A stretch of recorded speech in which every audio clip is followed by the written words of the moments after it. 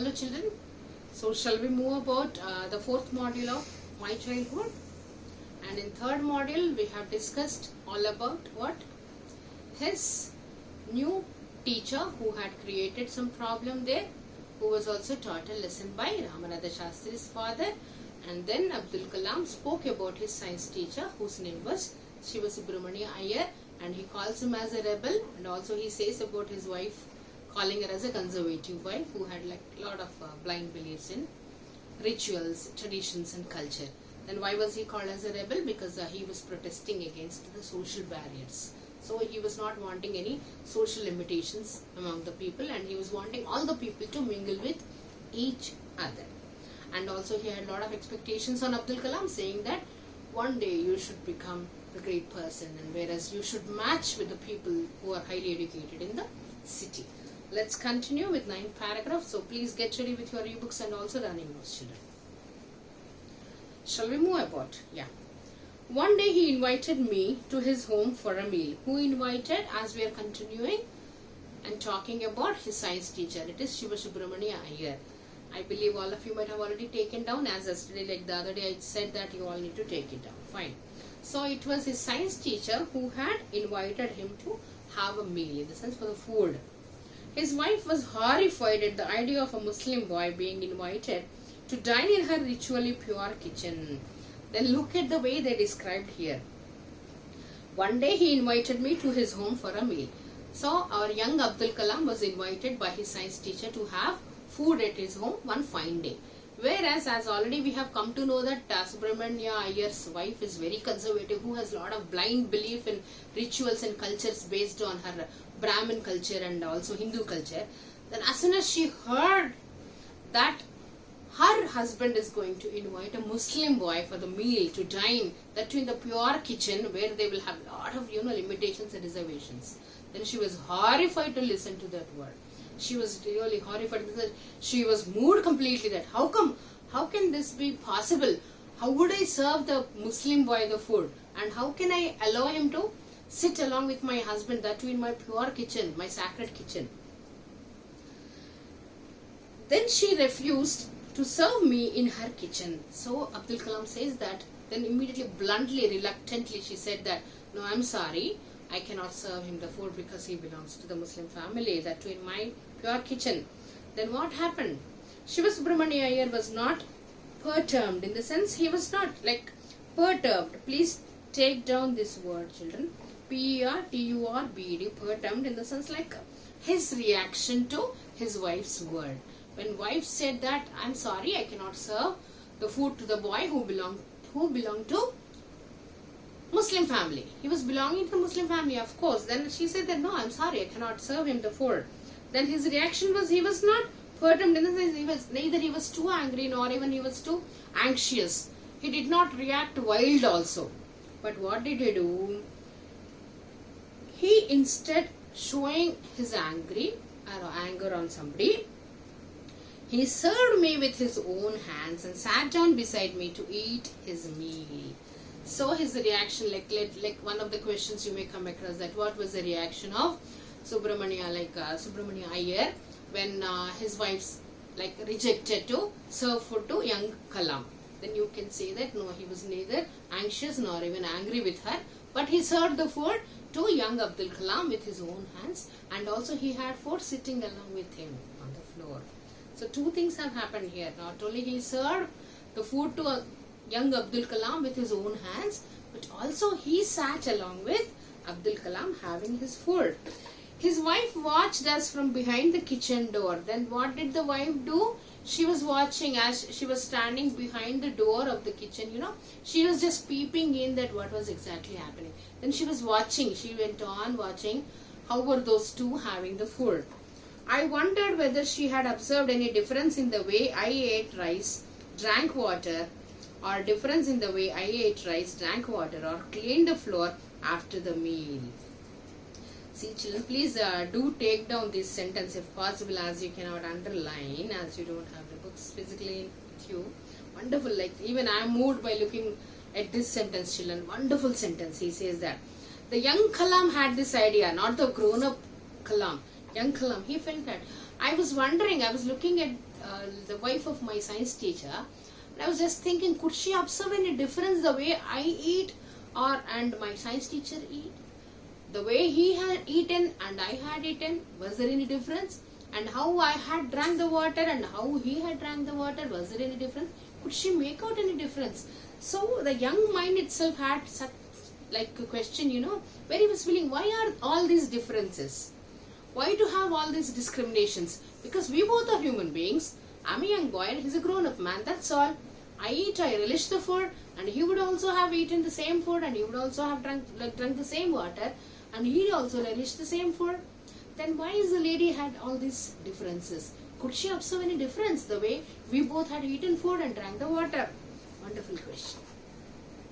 And when I was leaving his house, Sivasubramania Iyer invited me to join him for dinner again the next weekend. See the beauty, children, here. As he finished his food, and it is a ritual in Brahmin family, children, as soon as they finish their food, as if the plate is removed, they even wipe the place where they have eaten the food also. They clean the place where they eat with their wet hands. So he did that also, even Abdul Kalam. So while he was leaving after having food, again his science teacher invited him to have dinner next weekend without any hesitation, though his wife reluctantly said that she is not going to serve food. Observing my hesitation, as soon as Abdul Kalam heard his science teacher inviting him to have dinner again, then as he had some hesitation, he told me not to get upset. Then he said that don't upset, don't grow yourself having upset feeling. Saying, once you decide to change the system, now please take down this also, children, take down this sentence. It is his science teacher who is teaching Abdul Kalam by looking at the hesitation on the face of Abdul Kalam as he was invited again to have his dinner. Once you decide to change the system, such problems have to be confronted. So confronted is nothing but to face. If at all you decide to do something, you will need to face it, right, children? So that's what he means to say. He said that as we are trying to change the system, what is the system they are trying to change? They had some social barriers. They had some little differences as they belong to different religions. So that also he would like to take away. That was the main intention of Subramania Iyer's intention, was the same thing. Then he says that when we have already decided to bring the change in the system, of course we need to face these difficulties. One must be brave to face the challenges. Confront is nothing but to face. When I visited his house the next week, Sivasubramania Iyer's wife took me inside her kitchen and served me food with her own hands. Now see, children, the consequence. Whatever the hesitation our young Abdul Kalam had it had no effect on his next visit when he was invited to have his dinner there. Then as soon as he reached Sivasubramania Iyer's place, who had taken him in? It was his science teacher's wife who took him in with her hands. She made him sit in the kitchen, that is so-called sacred kitchen, and she served him the food with her own hands. So that is what he meant to say. First time she reluctantly said that no, I can't serve him, and how come I can allow a Muslim boy to enter into my sacred kitchen and all. When she observed her own husband allowing him to be seated, and not only that, serving with his own hands and sitting and having his own food along with him, this might have definitely brought change in her mindset. That we need to understand. So second time he was comfortably served food also, and he really enjoyed it. Then the Second World War was over and India's freedom was imminent. Please take down the word, children. It's imminent, not eminent. It is imminent. IMMINENT. Imminent in the sense it's for sure. Anytime independence would be declared. So after the Second World War, when India's freedom was sure, like it is confirmed, and Indians will build their own India, declared Gandhiji. Who declared that Indians will have their own independence? It was Mahatma Gandhiji who declared, saying that Indians will build their own India. So now the whole of country belongs to Indians. So no others, no rulers, no English would rule further. The whole country was filled with an Unprecedented optimism. Please take down this word, children. Unprecedented. Unprecedented. Unprecedented. Optimism is hope, you all might be knowing. Unprecedented is, that is something which we do not know. We never know. For example, I just give you a beautiful, right example, apt example about this situation I tell you. As we are all in lockdown period, and definitely our unprecedented optimism is definitely one day this corona would definitely leave the whole of world. And one fine day, we are all free from corona. And this lockdown will completely be taken away. This is also unprecedented optimism because we are just thinking, we never know when does it happen. But yes, hope is something, which would allow the man to live his life happily. So that's how the people also, they were a whole country of India after Second World War thinking that to have their own independence. I asked my father for permission to leave Rameshwaram. So after, it's in and around 1940s, 1945 or something. Then Abdul Kalam went to his father seeking permission to leave Rameshwaram to pursue his higher education because he was motivated so much by his science teacher Subramania Iyer. We should never forget his words, children, because he had a lot of expectation on Abdul Kalam, and he was the one to identify the ignition of wisdom, of Abdul Kalam. Then following his words, he said that now as I cannot pursue my higher education as there is no provision in Rameshwaram, could you please allow me to go to Ramanathapuram to pursue my higher education. Then he took permission. He went to his father to seek permission to pursue his education in Ramanathapuram. That is the district headquarters. Then what was the response from his father, we'll see. Then Abdul Kalam's father responded. He replied saying that he told me as if thinking aloud.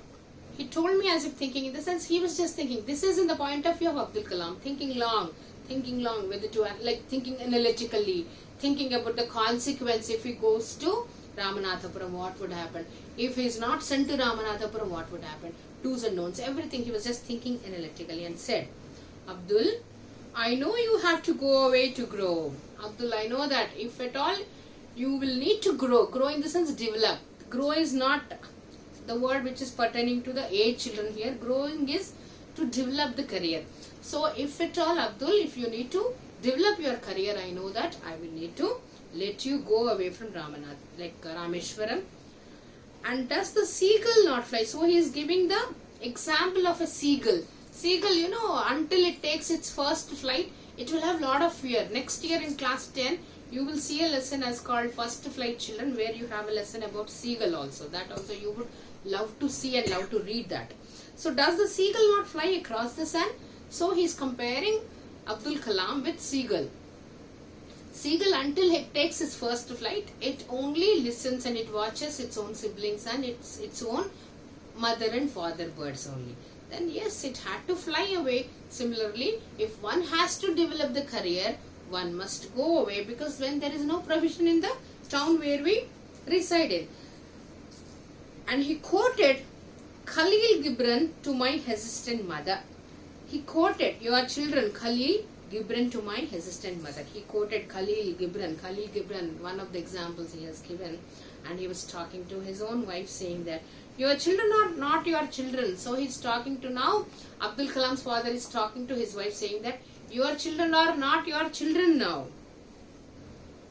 They are the sons and daughters of life's longing for itself. So now they have their own life to develop. So please always do not be very possessive about your children.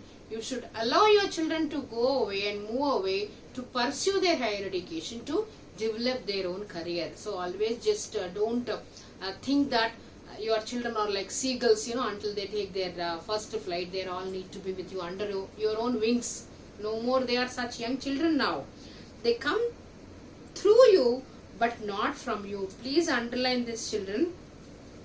He also says that, Abdul Kalam's father says that, children come through you, through in the sense we all take birth from mom's womb only, am I right?